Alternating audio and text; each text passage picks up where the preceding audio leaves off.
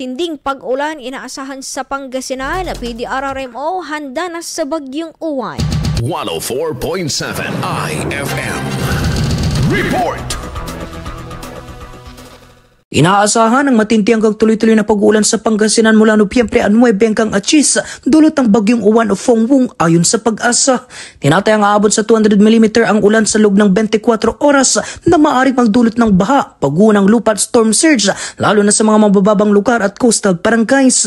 Bunsod nito, pinapayuhan ang publiko na maging alerto at maghanda ng mga pangunahing pangangailangan sakaling kailanganing lumikas. Ayon kay PDRMO Operations Head Vincent Chu, nakahanda na ang kanilang tanggapan para sa preemptive evacuation, deployment ng rescue teams at pagtugon sa mga posibleng emerhensiya. Nakantabay din ang mga evacuation centers at relief supplies upang agad na matulungan ang mga maaapektuhang residente.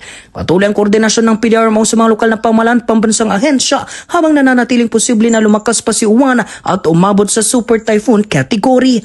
Pinapaalalahanan ang lahat ng Pangasinense na manatiling alerto, mahinahon at makinig lamang sa mga opisyal na anunsyo mula sa mga kinaukulan para sa kaligtasan ng bawat isa.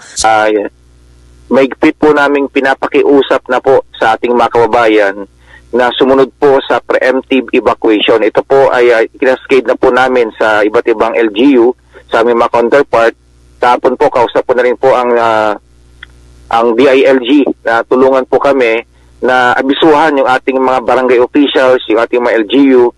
Dahil doon po sa mga LGU, Sir Mark, meron na po silang mga historical data. Alam na po nila kung ano yung mga area na babahain. So yung ating mga kababayan na nakatira po sa malapit sa mga kailugan, sa ating mga coastal area, sa dagat, sa may paanan ng bundok, as early as now, pwede na po sila actually na lumikas, gaya po ng nasabi nyo kayo na.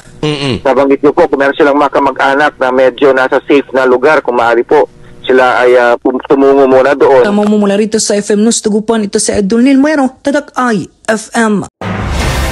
IFM News. IFM News.